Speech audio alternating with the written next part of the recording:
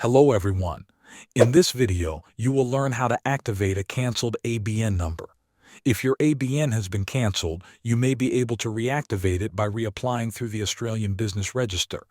The first step is to go to the ABR website. On their site, find the section for ABN applications. Even though your ABN was cancelled, you must submit a new application for an ABN. When you apply, make sure you include your old, cancelled ABN in the application form. By doing this, the ABR may reinstate your previous ABN instead of issuing a completely new one, assuming your business structure has not changed.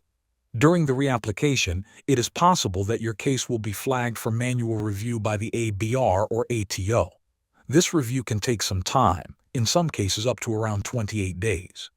It is helpful to prepare any proof that you are still operating a business or expect to run one. This might include evidence such as a business website, invoices, quotes, or records of business activity. If your business structure has changed, then you will likely need to apply for a new ABN rather than reinstate the canceled one. When the ABR approves your reapplication, your ABN status will show as active in ABN lookup only after they issue the ABN again.